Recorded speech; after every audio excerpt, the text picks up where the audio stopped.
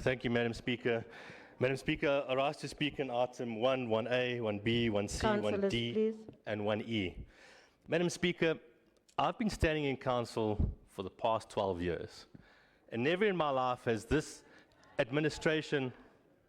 Guys, can I speak? Councillors, Never in this council have I come when we started the IDP process, and bearing in mind when we brought the item to council in March, I stood up and I said the amount of IDP processes that are going out to the public is insufficient. I stated it in this council. 7 IDP sessions. I even then convened with our acting chair of council to say, can we not please add more? I even pleaded with you, can we please have where you've given the councillors to take on that we can make sure that we engage with our residents to understand and to promote the IDP process at large. All those attempts were refused, including yourself. So what I don't understand as a councillor standing in this council, and I understand exactly how our residents feel. We can email, we can communicate, we can do all the process that needs to be done, and what do we get back in return? Not even an acknowledgement. I understand why our residents are frustrated with the city when it comes to paying their bills, when it comes to sorting out revenue issues and revenue and the account statements. Because all we ever do is we try and push items forward, we send emails, we try and correspond, and there's not even an acknowledgement from none of the officials, not even your office, not even yourself, including the MMC. But we must stand here and we must pass a budget where the processes were completely flawed. And let me explain why I'm saying that. We didn't even do the IDP drafts policy and review, the rates bylaw review with our residents at all. Now there's a fundamental issue that we've done here. The whole policy was rewritten. The whole policy was rewritten. We have fundamentally denied our residents an opportunity to engage in the processes of the rates policy in itself. Okay? And that is sacrilege in terms that we have changed certain items there. We have not engaged with our residents. There were certain issues where residents were asking questions about the IDP, the rates policy at large, and there's just nobody to communicate. Nobody was prepared to, I even tried to engage. Can we have communication with this? Can we try and understand what the differences are? I had to wait for the MMC to approve such communication. I got it all after the fact. There was even notices sent to you by civic organizations and myself stating, can we please have an extension with regards to the submission of issues to the council?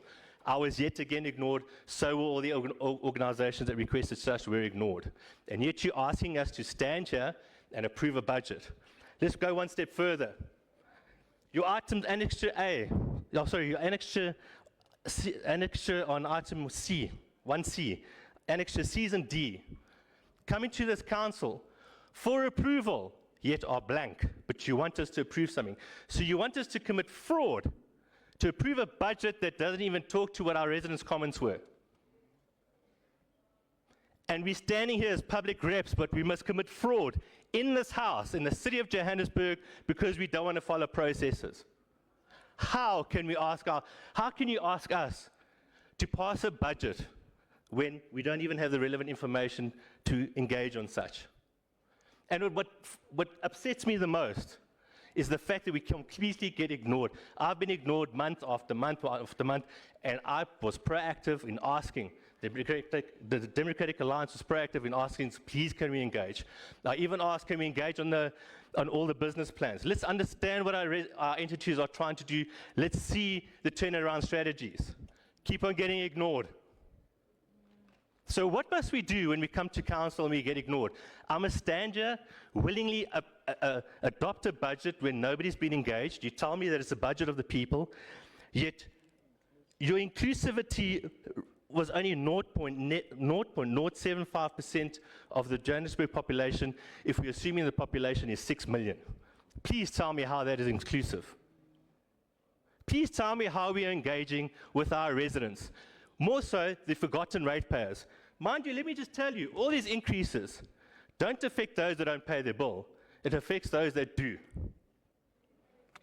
And when we look at our residents out there, people are battling to survive. They're battling to put food on the table. And yet we can pass increases, open up another entity called Joburg Tourism, all at the expense of the residents of Johannesburg, and none of these entities are generating income. So let's change our strategy. Maybe we should start we're only going to say no to entities that are actually generating revenue for the city. Let's do that as a start. I asked the MMC when we did engage, I had a few issues, one of them being the sanitation charge, or the increase in the sanitation at 7.7%.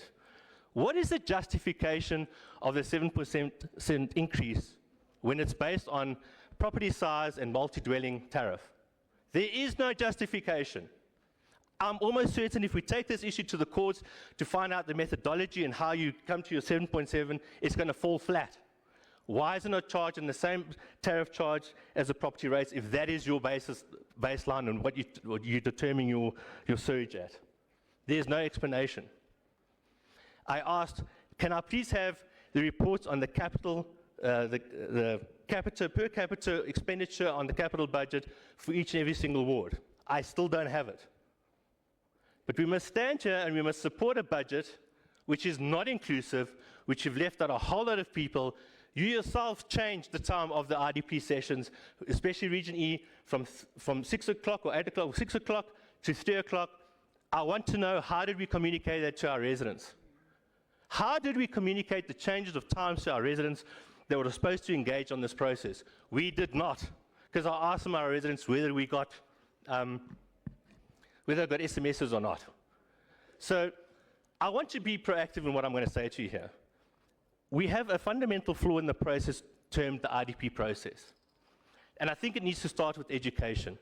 And Madam Speaker, that falls on your office. Educating our residents about the IDP process and how it's supposed to come about. And we shouldn't start it in the month that we're doing budget. We should start it at least 6 months prior. Getting people to educate them. What does it mean? What does their involvement mean? How does the budget process unfold? And I would also like to see, as councillors, that all of us engage in the process 6 months prior to the budget coming here, so we all have an understanding. And if you want to be inclusive, every single ward should be included in the budget. Every 135 wards should have a project, not the 115, according to your budget. Where's the other 20? Do they not pay for services? Are they not worthy of receiving any infrastructure or any budget? Surely not.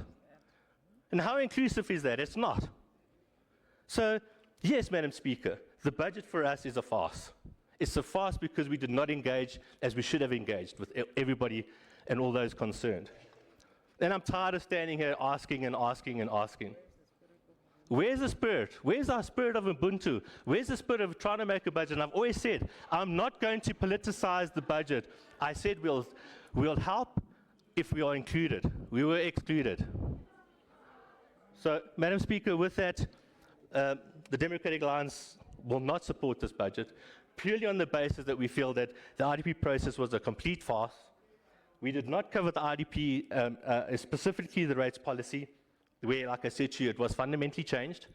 I know there was a court ruling saying that it needed to be part of the IDP process and not a separate process, but where it has fundamentally changed in its context and stuff, it needed to have a separate process. And we did not do that. So I thank you, Madam Speaker.